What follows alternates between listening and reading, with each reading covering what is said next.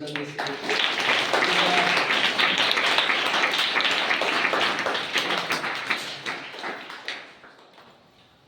ನೀವೆಲ್ಲರೂ ಜಗನ್ಗಳ ಆಶೀರ್ವಚನಕ್ಕಾಗಿ ನಾವೆಲ್ಲರೂ ಬಹಳ ಕುತೂಹಲದಲ್ಲಿದ್ದೀವಿ. ಈಗ ಅವರ ಆಶೀರ್ವಚನವನ್ನು ನಾವು ನೀವೆಲ್ಲ ಕೇಳೋಣ. ಪರಮ ಪೂಜ್ಯ ಅನುಭಾವಿಗಳು, ಜ್ಞಾನವೃದ್ಧರು, ವಯೋವೃದ್ಧರನ್ನಲ್ಲ, ಜ್ಞಾನವೃದ್ಧರು, ಅನುಭಾವಿಗಳು,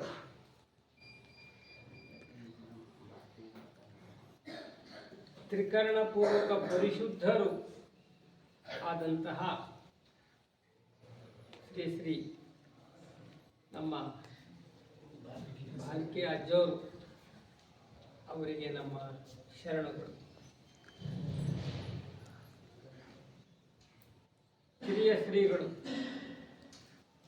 ಆದರೆ ಕ್ರಿಯಾಶೀಲರು ಶ್ರೀಗಳವರಿಗೆ ನಮ್ಮ ನಮನಗಳು. ಇಲ್ಲಿರುವಂಥ ಎಲ್ಲ ಶ್ರೀಗಳವರಿಗೂ ಕೂಡ ಶರಣಗಳು. ಸಮಸ್ತ ಶರಣರೇ ಮತ್ತು ಶರಣೆಯರೇ ಮಕ್ಕಳೇ, ಏನಪ್ಪ ಅಂದರೆ ಇವತ್ತು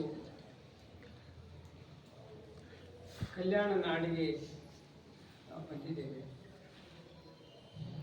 ಇಡೀ ದೇಶ ವಿದೇಶಗಳಲ್ಲಿ ನಮ್ಮ ಕರ್ನಾಟಕ ಏನಾದರೂ ಇಡೀ ಕರ್ನಾಟಕ ಒಂದು ಶ್ರೇಷ್ಠತೆಯನ್ನು ಪಡೆದಿದ್ದರೆ, ಪ್ರಚಾರವನ್ನು ಪಡೆದಿದ್ದರೆ ಅದಕ್ಕೆ ಕಾರಣ ಕಲ್ಯಾಣ ನಾಡು ಅಂತ ನಾವು ನಾವಷ್ಟೇ ಅಲ್ಲ, ಯಾರಾದರೂ ಹೇಳಬೇಕಾದಂಥದ್ದೇ. ಅಂಥ ಕಲ್ಯಾಣ ನಾಡಿನಲ್ಲಿ ಈ ಶ್ರೀಮಠ ಭಾಲ್ಕಿ ಹಿರೇಮಠ ಇದು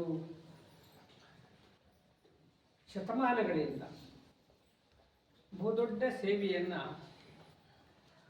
ಸಮಾಜಕ್ಕೆ ಕೊಡ್ತಾ ಬಂದಿದೆ. ಶೈಕ್ಷಣಿಕ ಇರ್ಬೋದು, ಸಾಂಸ್ಕೃತಿಕ ಇರ್ಬೋದು, ಧಾರ್ಮಿಕ ಇರ್ಬೋದು, ಸಾಹಿತ್ಯಿಕ ಇರ್ಬೋದು, ಹೀಗೆ ಹಲವಾರು ಕ್ಷೇತ್ರಗಳಲ್ಲಿ ಮನಮುಟ್ಟಿ ಸೇವೆ ಮಾಡಿರ್ತಕ್ಕಂಥದ್ದು ಭಾಲ್ಕಿ ಹಿರೇಮಠ. ನಾವು ಪೂಜೆಗೆ ನಾವು ಶ್ರೀಗಳು ಕೂತಿದ್ದಾಗ ಒಂದು ಮಾತು ಹೇಳಿದೆ. ಏನು ಅಂತಂದರೆ, ನ್ಯಾಷನಲ್ ಲೆವೆಲ್ನಲ್ಲಿ, ಇಂಟರ್ನ್ಯಾಷನಲ್ ಲೆವೆಲ್ನಲ್ಲಿ ನಮ್ಮ ದೇಶದಲ್ಲೇ ಇದ್ದಂಥ ಮದರ್ ಥೆರೇಸಾ ಇಂಥ ಮಕ್ಕಳನ್ನೆಲ್ಲ ಸಾಕಿ ಅನ್ನ ಕೊಟ್ಟು ವಿದ್ಯೆ ಕೊಟ್ಟು ಅವರಿಗೆಲ್ಲರೂ ಸಾಕೋದ್ರ ಮುಖಾಂತರ ಅವರು ಬರೇ ಥೆರೇಸಾ ಆಗಲಿಲ್ಲ, ಮದರ್ ಥೆರೇಸಾ. ನಮ್ಮ ಕರ್ನಾಟಕದಲ್ಲಿ ಅದೇ ತೆರನಾದಂತಹ ಸೇವಾ ಕ್ಷೇತ್ರದಲ್ಲಿ ಮಾನವೀಯತೆಯಿಂದ, ಅಂತಃಕರಣದಿಂದ ಸೇವೆ ಸಲ್ಲಿಸಿರುವ ನಮ್ಮ ಪಟ್ಟಾಧ್ಯಕ್ಷರು ಅವರು ನಮ್ಮ ನಾಡಿನ ಮದರ್ ಥೆರೇಸಾ ಅಂತ ಇದ್ದಾರೆ.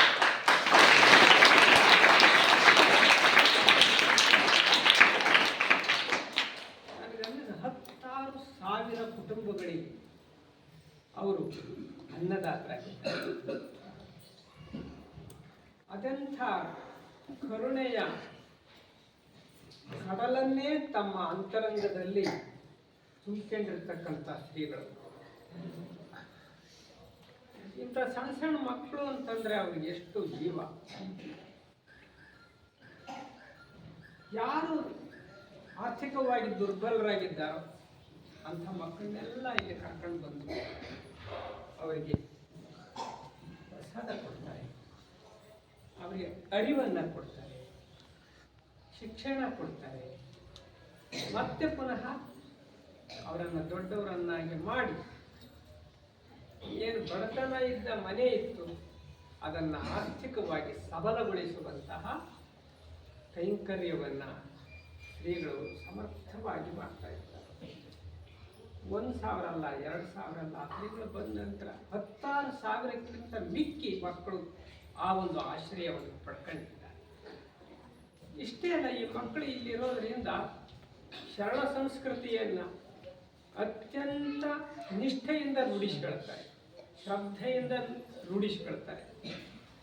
ದೊಡ್ಡವರಾದ ಮೇಲೆ ಲಿಂಗ, ಭಸ್ಮ, ರುದ್ರಾಕ್ಷಿ ಧರಿಸುವುದರ ಮುಖಾಂತರ, ವಚನಗಳನ್ನು ಕಲಿಸುವುದರ ಮುಖಾಂತರ ಎಂಥ ಅದ್ಭುತವಾದ ಧಾರ್ಮಿಕ ಮತ್ತು ನೈತಿಕ ಇವೆರಡನ್ನು ಕೂಡ ಅವರು ಸಹಜವಾಗಿಯೇ ಕಲಿಸ್ತಾ ಇದ್ದಾರೆ. ಇಂಥ ಶ್ರೀಗಳವರು ಮಹಾರಾಷ್ಟ್ರದಲ್ಲಿ, ಆಂಧ್ರದಲ್ಲಿ ಎಲ್ಲೆಡೆಗೂ ಕೂಡ ಬಸವ ತತ್ವವನ್ನು ಪರಿಣಾಮಕಾರಿಯಾಗಿ ಪ್ರಚಾರ ಮಾಡಿದಂಥ ಗುರುಗಳು ಭಾಗ್ಯ ಪಟ್ಟಾಧ್ಯಕ್ಷ.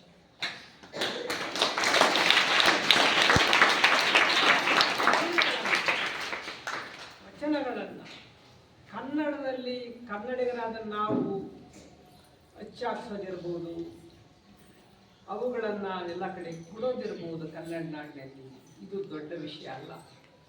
ಆದರೆ ಆಂಧ್ರದಲ್ಲಿ, ಇಡೀ ಆಂಧ್ರದಲ್ಲಿರುವ ಎಲ್ಲ ಜಿಲ್ಲೆಗಳನ್ನು ಕೂಡ ಅವರು ಪ್ರವಾಸ ಮಾಡಿ ತೆಲುಗಿನಲ್ಲಿ 40 ಪುಸ್ತಕಗಳನ್ನು ಪ್ರಕಟಿಸಿ ಅವರು ವಚನ ಸಾಹಿತ್ಯವನ್ನು, ವಚನಗಳನ್ನು ತೆಲುಗುದಲ್ಲಿ ಟ್ರಾನ್ಸ್ಲೇಷನ್ ಮಾಡಿಸಿ ಅಲ್ಲಿ ಕೊಟ್ಟು ಬಂದಿದ್ದಾರೆ ಅಂತಂದರೆ ಶ್ರೀಗಳವರ ಶರಣ ಸಂಸ್ಕೃತಿಯ ಅಭಿಮಾನ, ಗೌರವ ಎಷ್ಟು ಅದ್ಭುತವಾದದ್ದು ಅಂತ ನಾವು ನೋಡ್ಬೋದು. ಹಾಗೆ ಮಹಾರಾಷ್ಟ್ರ, ಪಕ್ಕದ ಮಹಾರಾಷ್ಟ್ರಕ್ಕೆ ಬಂದರೆ ಅಲ್ಲಿ ವಚನ ಸಾಹಿತ್ಯವನ್ನು ಮರಾಠಿಗೆ ಅನುವಾದ ಮಾಡಿಸಿ ಅಲ್ಲಿಯ ಭಾಷೆಯಲ್ಲಿ ಸುಮಾರು ಕೃತಿಗಳನ್ನು ತಂದು ಮಹಾರಾಷ್ಟ್ರ ತುಂಬ ಪ್ರಚಾರ ಮಾಡಿದ್ದಾರೆ. ಹಾಗಾಗಿ ಶ್ರೀಗಳವರು ಒಂದು ರೀತಿಯಲ್ಲ, ಸಣ್ಣ ತರಗತಿಯಿಂದ ಹಿಡಿದು ಉನ್ನತ ತರಗತಿಯವರೆಗೆ ಶಾಲೆ ಕಾಲೇಜುಗಳನ್ನು ನಡೆಸೋದು, ಈ ಭಾಗದ ಜನರಿಗೆ ಬಹುದೊಡ್ಡ ಶೈಕ್ಷಣಿಕ ಉಪಕಾರವನ್ನು ಮಾಡಿದ್ದಾರೆ ಶ್ರೀಗಳು. ಅದರ ಜೊತೆಗೆ ಹಾಸ್ಟೆಲ್ಗಳನ್ನು, ಇಷ್ಟೇ ಅಲ್ಲ, ಬೇರೆ ಬೇರೆ ಭಾಗದಲ್ಲಿ ಹಾಸ್ಟೆಲ್, ಕಾಲೇಜು, ಸ್ಕೂಲುಗಳು, ಹೀಗೆ ಈ ಭಾಗದಲ್ಲಿ ಒಂದು ಶೈಕ್ಷಣಿಕ ಕ್ರಾಂತಿಯನ್ನೇ ಶ್ರೀಗಳು ಮಾಡಿದ್ದಾರೆ. ಶರಣ ಸಂಸ್ಕೃತಿಯ ಕ್ರಾಂತಿ, ಶೈಕ್ಷಣಿಕ ಕ್ರಾಂತಿ, ರಾಸಾಯನಿಕ ಕ್ರಾಂತಿ, ಇದೆಲ್ಲದನ್ನು ಕೂಡ ಶ್ರೀಗಳು ಮಾಡಿದರು. ಎಲ್ಲಿಯೂ ನಾವು ಮಾಡೀನಿ ಅಂತ ಕೇಳ, ನಾವು ಏನೂ ಮಾಡೇ ಇಲ್ಲ ಅನ್ನುವ ಭಾವದಲ್ಲೇ ಇರ್ತಾರೆ. ಮುಗಿದ ಒಂದು ಕೈ, ಬಾಗಿದ ತಲೆಯಾಗಿ ಎಲ್ಲ ಕಡೆಗೂ ಶ್ರೀಗಳವರು ತಮ್ಮ ಸಜ್ಜನಿಕೆಯ ಶ್ರೇಷ್ಠತೆಯನ್ನು ನಡೆದಿದ್ದಾರೆ. ಇಂಥ ಶ್ರೀಗಳು ನಮ್ಮ ಕರ್ನಾಟಕದಲ್ಲಿ ಮತ್ತೆ ಆಗಿದ್ದಾರೆ, ಇವರೇ ಒಬ್ಬರು. ಅದಕ್ಕೆ ಅವರು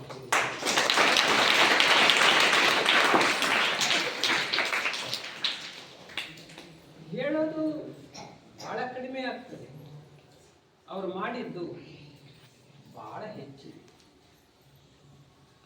ಭಾಳ ಹೆಚ್ಚೈತಿ. ಎಷ್ಟು ಅಂದ್ರೆ ನಾವು ಎಷ್ಟು ಹೇಳಿದ್ರು ಅದು ಕಡಿಮೆನೇ ಆಗ್ತದೆ, ಅಷ್ಟು ಮಾಡಿದ್ದಾರೆ. ಅವರ ಉತ್ತರಾಧಿಕಾರಿಗಳನ್ನಾಗಿ ನಮ್ಮ ಚನ್ನಬಸವ ಶ್ರೀಗಳನ್ನು ಅವರು ಆಯ್ಕೆ ಮಾಡ್ತಾರೆ. ಅವರಿಗೆ ಉತ್ತರಾಧಿಕಾರಿ ಮಾಡಿಕೊಂಡು ತಮ್ಮ ಸಮಾನವಾಗಿ ಮಾಡ್ಕೊಂತಾರೆ. ಗುರುಗಳು ಗುರು ಸಮಾನವಾಗಿ ತಮ್ಮ ಶಿಷ್ಯನನ್ನು ಮಾಡ್ಕೊಂಡಿರ್ತಾರೆ. ಬಹುಶಃ ಗುರು ಶಿಷ್ಯರು ಹೆಂಗಿರ್ಬೇಕಪ್ಪ, ನಾವು ಎಲ್ಲ ಭಾಷಣ ಮಾಡಿದರೆ ಅದು ಪರಿಣಾಮಕಾರಿಯಾಗಿ ಯಾರಿಗೂ ಗೊತ್ತಾಗಲ್ಲ ಅಷ್ಟೇ.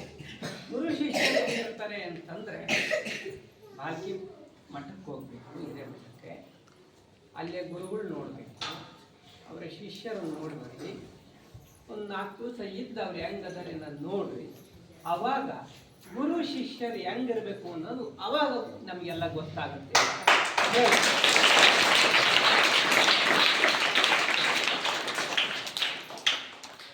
ಎಲ್ಲ ಅವ್ರದೇ ಅಪ್ಪ ಅಂತ ಹೇಳ್ತಾರೆ ದೊಡ್ಡವರು. ಯಾಕೆ ದೊಡ್ಡವರಾದ್ರು ಅಂದರೆ ನಮ್ಮ ಹಿರಿಯ ಗುರುಗಳು ಇದಕ್ಕಾಗಿ ದೊಡ್ಡವರಾಗಿರು. ಅವರು ದೊಡ್ಡವರು ಅಂತ ದೊಡ್ಡವರು, ಇವ್ರನ್ನ ದೊಡ್ಡವರು ಮಾಡಿದವರು ಯಾರು? ಗುರುಗಳು ಚನ್ನಬಸವ ಬಸವಲಿಂಗ ಪಟ್ಟಾಧ್ಯಕ್ಷರು, ನಮ್ಮ ಗುರುಬಸವ ಪಟ್ಟಾಧ್ಯಕ್ಷರನ್ನ ದೊಡ್ಡವರು ಮಾಡಿದರು. ಅವರು ತಮ್ಮ ಹತ್ರ ಕರ್ಕೊಂಡು ತಮ್ಮದಾದ ಇದೆಲ್ಲದನ್ನು ಅವರಿಗೇನೆ ಕೊಟ್ಟರು. ಏನು ಇದು ಸಾಮಾನ್ಯ? ಸ್ವಾಮಿಗಳು ಕೆಲವರು ಲಿಂಗೇಕರಾದವರೆಗೂ ಕಿವಿ ಕೈ ಕೊಡಲ್ಲ, ಉತ್ತರಾಧಿಕಾರಿನೂ ಮಾಡ್ಕೊಳ್ಳಲ್ಲ. ಕೊನೆಗೆ ಉತ್ತರಾಧಿಕಾರಿ ವಿವಾದವಾಗಿ ಪರಿವರ್ತನೆ ಆಗಿರ್ತಾರೆ. ಆ ಮಠದ ಸ್ವಾಮಿಯರನ್ನು ಮಾಡಬೇಕಾದ್ರೆ ಆ ನಂತರ ಬಹಳ ಕಷ್ಟ ಆದರೂ ಇಲ್ಲಕ್ರಿಲ್ಲ, ಪರಂಪರೆನೇ ಹಾಳಾಗಿ ಹೋಗ್ತದೆ. ಆದರೆ ನಮ್ಮ ಬಸವಲಿಂಗ ಪಟ್ಟಾಧ್ಯಕ್ಷರು ಇಂಥ ಒಂದು ಕಾರ್ಯ ಅಂತ ತಮಗೆ ಶಕ್ತಿ ಇದ್ದಾರೆ. ದಶರಥ ಮುಂದೆ ಪಟ್ಟ ಮಾಡಬೇಕಾಗಿತ್ತು ಯುವರಾಜನಿಗೆ. ಯುವರಾಜ ಅಂತ ನೇಮಿಸ್ಕೊಂಡಿದ್ರು ಅಷ್ಟೇ. ಸಹಿ ಮಾಡಬೇಕಾದ್ರೆ ಒಂದು ದಿವಸ ಅವ್ರ ಕೈ ನಡೆದು ಏನಾಯಿತು, ಕೈ ನಡೆದು ಸಹಿ ಮಾಡಿ ಮರುದಿವಸ ಎಲ್ಲ ಪ್ರಜೆಗಳನ್ನು ಕರೆದು ಮಂತ್ರಿಗಳು ಅವರ ರಾಜ ಪರಿವಾರ ಎಲ್ಲರನ್ನು ಕರೆದ್ಬಿಟ್ಟು ಯುವರಾಜನ ಪಟ್ಟಾಭಿಷೇಕವನ್ನು ದಿನಾಂಕ ಗೊತ್ತು ಮಾಡಿ ಘೋಷಣೆ ಮಾಡಿದ್ದಾರೆ. ಯಾಕೆ ಹೇಳ್ರಿ, ಸಹಿ ಮಾಡ್ಬೇಕಾದ್ರೆ ಕೈ ನಡುತ್ತು, ಇನ್ನು ನಾನು ಅಧಿಕಾರ ಮಾಡಕ್ಕೆ ಆಡಳಿತ ಮಾಡಲಿಕ್ಕೆ ಯೋಗ್ಯನಲ್ಲ ಆಡಳಿತ ಮಾಡಕ್ಕೆ. ನಮ್ಮ ಬಸವಲಿಂಗ ಪಟ್ಟಾಧ್ಯಕ್ಷರು ಚೆನ್ನಾಗಿ ನಡೀತಾರೆ, ಕಣ್ಣು ಚೆನ್ನಾಗಿ ಕಾಣಿಸ್ತಾರೆ, ಕಿವಿ ಬಹಳ ಚೆನ್ನಾಗಿದ್ದಾವೆ, ಕಲ್ಲು ತುಂಬ ಚೆನ್ನಾಗಿದ್ದಾವೆ. ಸಹಿ ಮಾಡೋದಿದೆಯಲ್ಲ ತುಂಬ ಚೆನ್ನಾಗಿ ಸಹಿ ಮಾಡ್ತಾರೆ, ಕೈ ಇನ್ನೂ ನಡಿಗಿಲ್ಲ. ಆದರೂ ಎಲ್ಲನ್ನು ಬಿಟ್ಕೊಟ್ರಲ್ಲ, ಆ ರಾಜ ಹೆಚ್ಚು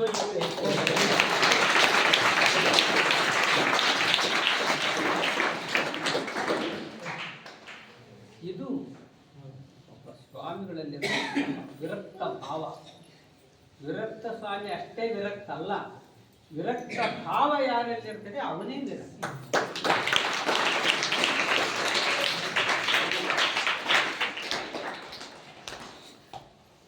ಇವ್ರಿಗೆ ಅಧಿಕಾರ ಕೊಟ್ಟರು.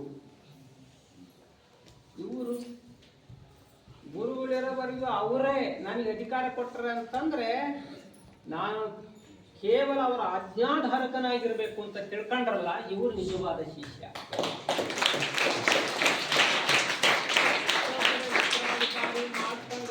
ಕ್ಯಾನ್ಸಲ್ ಆಗ್ಯಾವ, ಒಬ್ಬರಲ್ಲ ಇಬ್ಬರು 3 ಜನರು ಮಾಡ್ಕೊಂಡು ಕ್ಯಾನ್ಸಲ್ ಆಗ್ಯಾವ. ಏನು ಕ್ಯಾನ್ಸಲ್ ಇಲ್ಲ, ಏನು ಇಲ್ಲ.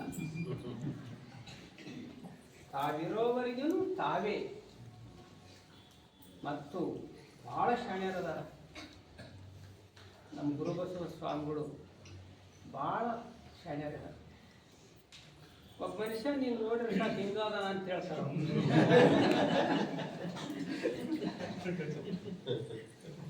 ಈ ಕಡೆ ಮಾತಾಡ್ತಿರ್ತಾರ, ಇನ್ನೊಬ್ರು ಏನ್ ಮಾತಾಡ್ತಿರ್ತಾರೆ ಅಂತ ಕೇಳ್ಕೊಂಡ್ರೆ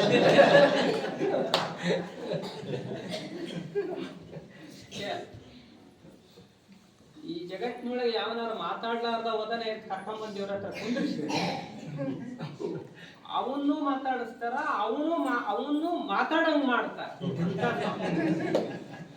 ಹೌದಾ ಇಲ್ಲ? ನಾವು ಹೆಚ್ಚು ಅವ್ರು ಕೊಡೋ ಒಡನಾಟ ಇಲ್ಲ, 2-3 ಸರಿ ಮಾತಾಡಿ ಅವಾಗ ಇದೆಲ್ಲ ನಾನು ತಿಳ್ಕೊಂಡಿರೋದ. ಮತ್ತೆ ಅಷ್ಟು ಕ್ರಿಯಾಶೀಲ ಗುರುಗಳು ಮನಸ್ಸಿನೊಳಗೆ ಏನು ಬಂದಿದೆ ಅದು ಅವರ ತುಟಿ ಅಂಚಿನಿಂದ ಹೊರ ಬರೋದ್ರೊಳಗನೆ ಏನು ಅಂತ ತಿಳ್ಕೊಂಡು ಆ ಕೆಲಸ ಮಾಡಿ ಮುಗಿಸುವಂತ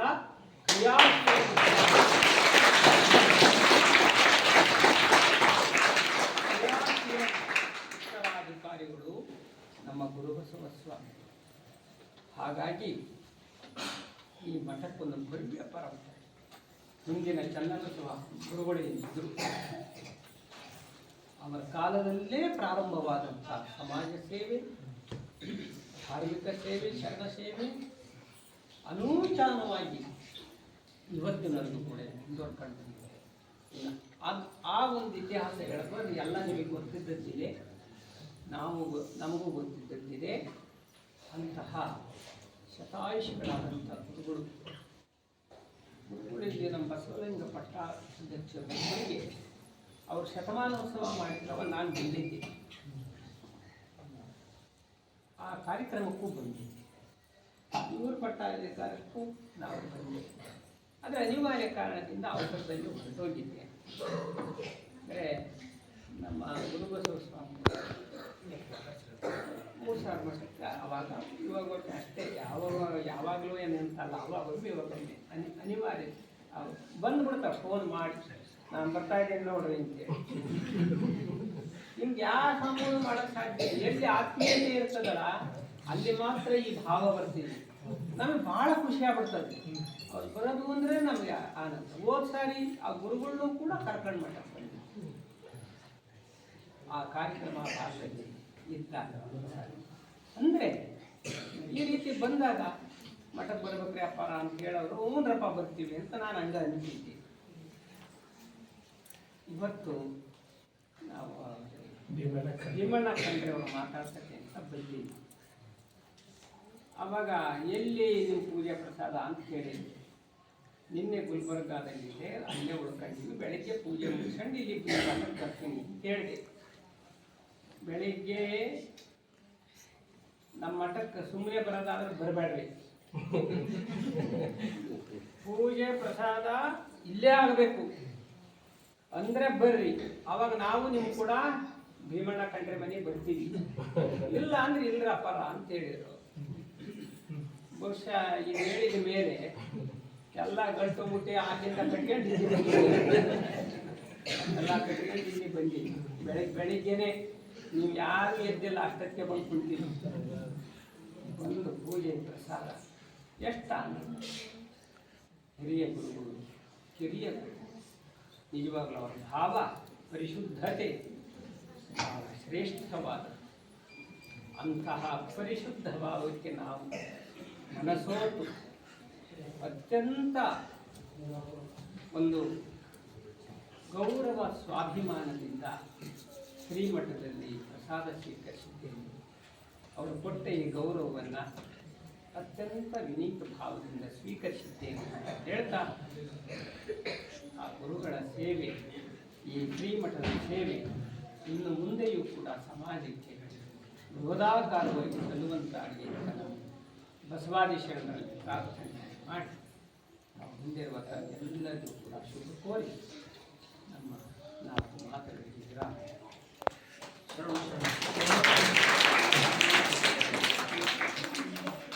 ಇಲ್ಲಿವರೆಗೆ ಜಗದ್ಗುಳವರು ನಮಗೆಲ್ಲರಿಗೂ ಆಶೀರ್ವದಿಸಿದ್ದಾರೆ.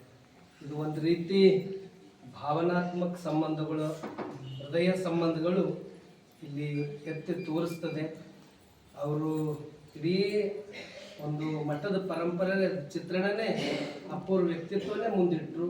ನಿಜಕ್ಕೂ ಅವರು ಭಾಲ್ಕಿ ಮಠದ ಮೇಲೆ, ಪೂಜ್ಯರ ಮೇಲೆ ಅಪಾರ ಒಂದು ಅವರ ಆಶೀರ್ವಾದ ಸದಾ ಇದೆ ಅಂತಕ್ಕಂಥ ಮಾತನ್ನು ತಿಳಿಸಿ, ಮತ್ತೊಮ್ಮೆ ಅವರು ಸದಾ ನಮ್ಮೆಲ್ಲರ ಮ್ಯಾಗ ಅವ್ರ ಸದಾ ಆಶೀರ್ವಾದ ಇರಲಿ, ಅವ್ರು ಅವಾಗ ಇಲ್ಲಿ ಬರ್ತಾ ಇರಬೇಕು ಅಂತಕ್ಕಂಥ ನಮ್ರವಾಗಿ ವಿನಂತಿ ಮಾಡಿಕೊಂಡು, ಈಗ ಅವ್ರ ಜೊತೆ ಅವರೆಲ್ಲ ಆರೋಗ್ಯ ಚಲೋ ಇರಲಿಕ್ಕೆ, ಅವರಿಗೆ ತಾಯಿ ತಂದೆ ಬಂಧು ಬಳಗ ಅಂದ್ರೆ ಯಾರು ನಿಷ್ಠೆ ಕಾಳಜಿಯಿಂದ ಮಾಡ್ತಾರೋ ಅವರಿಗೆ ಸಲ್ತದೆ.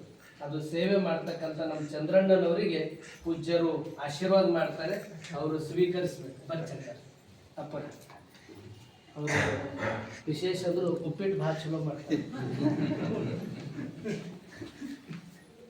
ಅದೇ ರೀತಿ ಮಲ್ಲಿಕಾರ್ಜುನ್ ಅವರು, ಅವರ ವಾಹನ ಸಾರಥಿ ಅವರು, ಮತ್ತೆ ಸುಂದರ್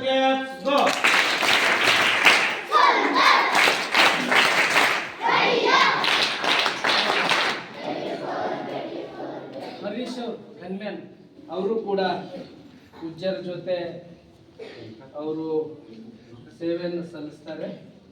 ಅವರಿಗೂ ಕೂಡ ಪೂಜ್ಯರ ಆಶೀರ್ವಾದವನ್ನ. ಅದೇ ರೀತಿ ನಾಗರಾಜ್ ಅವರು, ನಮ್ಮ ಚಂದ್ರಣ್ಣನ ಮಗ, ಬರ್ರಿ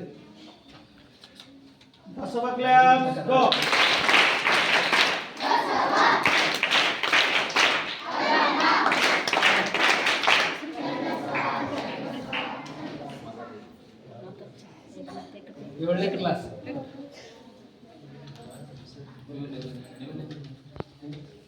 ಚಂದ್ರಣ್ಣ ಅವ್ರು ಸಾರಥಿ ಹಾ. ಮಲ್ಲಿಕಾರ್ಜುನ್ ಅವರು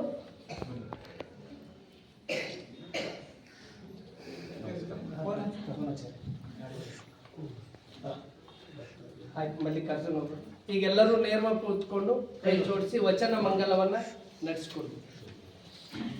ಬಸವಣ್ಣನೇ ತಾಯಿ, ಬಸವಣ್ಣನೇ ತಂದೆ, ಬಸವಣ್ಣನೇ ಪರಮ ಬಂಧು ನನಗೆ, ವಸುದೀಶ ಕಪಿಲ ಸಿದ್ಧ ಮಲ್ಲಿಕಾರ್ಜುನ, ನಿಮ್ಮ ಹೆಸರಿಟ್ಟರು ಬಸವಣ್ಣನಯ್ಯ. ತಂದೆ ನೀನು, ತಾಯಿ ನೀನು, ಬಂಧು ನೀನು,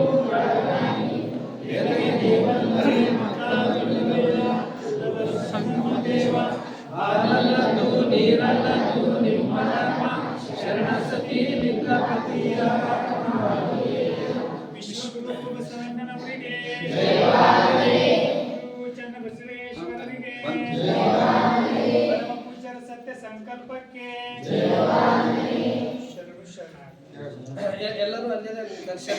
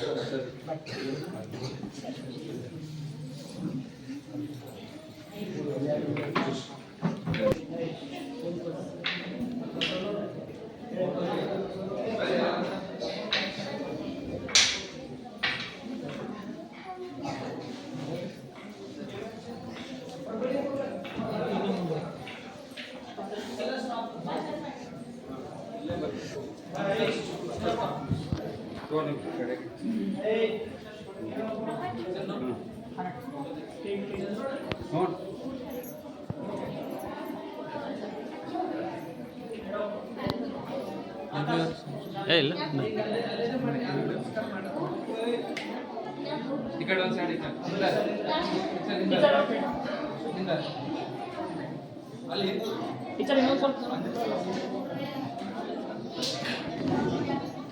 ಜೋರಾಗಿ ಬಸವ ಕ್ಲಾಪ್ಸ್ ಗೋ.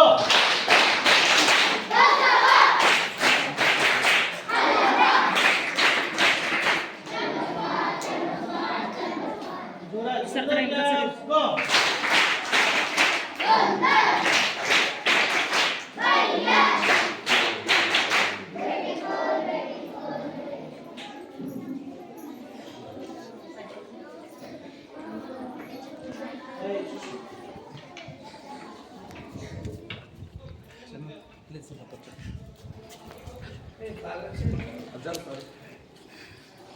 हाँ सर, ग्लेसियर में गाड़ी टिकट